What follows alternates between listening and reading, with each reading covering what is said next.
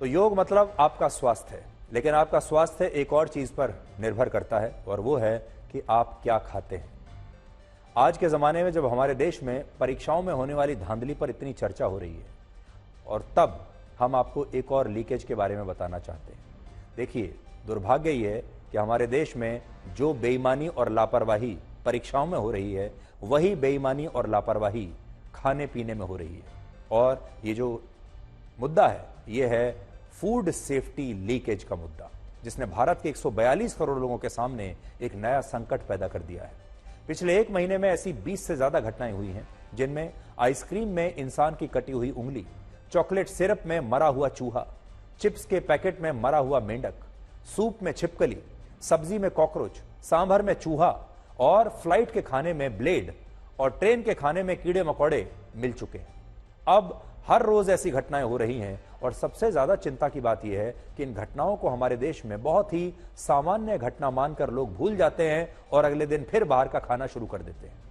जबकि ये एक ऐसी लीकेज है जिसके कारण किसी की जान कभी भी जा सकती है। ये सारी तस्वीरें जो आप देख रहे हैं, असल में आज भारत की जो रियलिटी है, भारत की जो सच्चाई है, वो यही तस्वीरों में है जो अभी आपने देखी। ये सारी चीजें जो आप देख रहे हैं, यही आपके पेट में जा रहा है। और दुख की बात यह है कि इस पर किसी को कोई आपत्ति नहीं, सरकार को कोई आपत्ति नहीं, सरकार की एजेंसियों को कोई आपत्ति नहीं, और सब कुछ हर रोज पहले जैसा चल रहा है। हाल ही में गुजरात के जामनगर में एक वेफर्स के पैकेट में मरा हुआ मेंढक मिला। बड़ी बात यह है कि इस मामले में वेफर्स बनाने वाली कंपनी के खिलाफ जिस तरह की कार्रवाई होनी चाहिए थी, वैसा कुछ नहीं हुआ। इसी तरह केरल की जिस घटना में चॉकलेट सिरप के पैकेट में मरा हुआ चूहा मिला, उस मामले में भी सोशल मीडिया पर तो बहुत हंगामा हुआ, लेकिन जमीन पर फूड सेफ्टी से जुड़ी संस्थाओं ने आरोपी कंपनी के खिलाफ तुरंत कोई बड़ी कार्रवाई नहीं की। और यही स्थिति बाकी के मामलों की भी है। महाराष्ट्र में पिछले दिनों जिस आइसक्रीम में इंसान की कटी हुई उंगली निकली, उस मामले में पुलिस ने जांच करके यह तो पता लगा लिया कि यह उंगली किस व्यक्ति की है, और यह उस व्यक्ति की उंगली है जो इसी आइसक्रीम को बनाने वाली फैक्ट्री में काम करता था, और काम करते हुए उसकी उंगली कट गई और गलती से इस आइसक्रीम के अंदर पैक हो गई।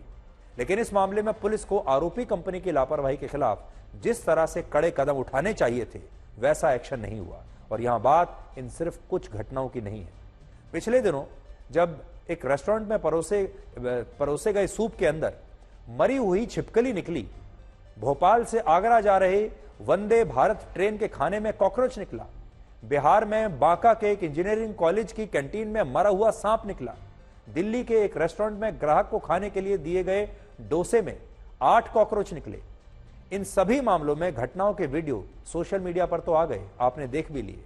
लेकिन इन मामलों में शिकायत भी दर्ज हुई, लेकिन एक हफ्ते में इन सारी घटनाओं को भुला दिया गया और इस लीकेज की कहीं कोई बात नहीं हो रही।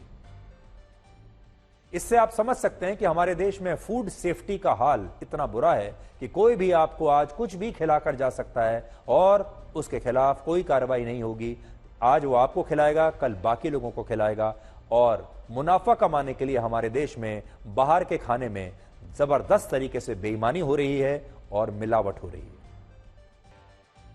कल्पना कीजिए कि अगर ये खाना, जिसकी तस्वीरें अभी हमने आपको दिखाई, अगर ये आपके पेट में गया हो तो क्या होगा। और इस बात की कोई गारंटी नहीं कि आप खाना जो बाहर खाते हैं हर रोज या हफ्ते में एक बार, या जितना भी बाहर का खाना खाते हैं, कभी ट्रेन में खाते हैं, रेस्टोरेंट में खाते हैं, कैंटीन में खाते हैं, दुकान पर खाते हैं, फ्लाइट में खाते हैं, हो सकता है न जाने कितनी बार इसी तरह का मिलावटी खाना, घटिया क्वालिटी का खाना आपके पेट में भी गया होगा। और कई बार आपको पता चलता है, कई बार पता चलता ही नहीं। भारत में दुनिया की सबसे ज्यादा आबादी वाला भारत जो देश है, जहां 142 करोड़ लोग रहते हैं, लेकिन इसके बावजूद फूड सेफ्टी में बेईमानी को लेकर हमारे देश में सरकारें कोई गंभीरता नहीं दिखाती, और ना ही इसके लिए जवाबदेह संस्थाएं जो हैं वो कुछ कर रही हैं। इनमें जो मुख्य संस्था है उसका नाम है food safety and standards authority of India.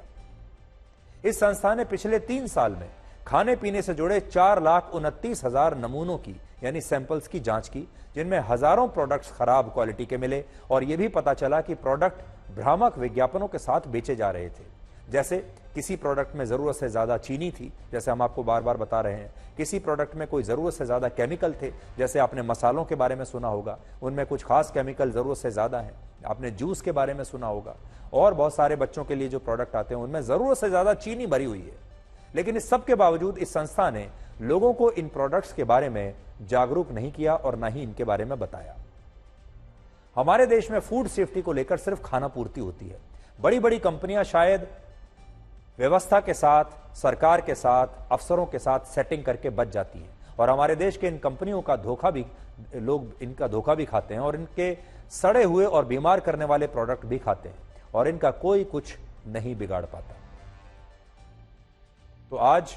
हमने एक निश्चय किया है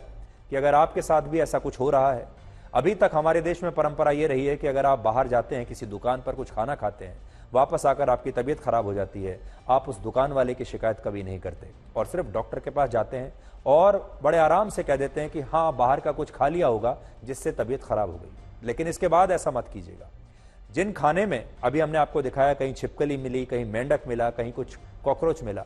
ये तो उस प्लेट में कॉकरोच आया होगा, लेकिन जब वहां वो खाना बना होगा जिसमें ये कॉकरोच पड़े होंगे, बाकी लोगों ने जो खाना खाया होगा, हो सकता है उनकी प्लेट में कॉकरोच ना आया हो, लेकिन खाना तो वही था और उन्हें कभी पता नहीं चलेगा कि वो इस तरह का घटिया खाना खा रहे हैं, मिलावटी और लापरवाही से बना खाना खा रहे हैं। इसलिए आपको जागरूक होना होगा, अपनी आवाज उठाइए। अगर आप हमें लिखना चाहते हैं, हमारी कुछ मदद चाहते हैं, तो आप हमें भी लिख सकते हैं, हम भी आपकी आवाज उठाएंगे।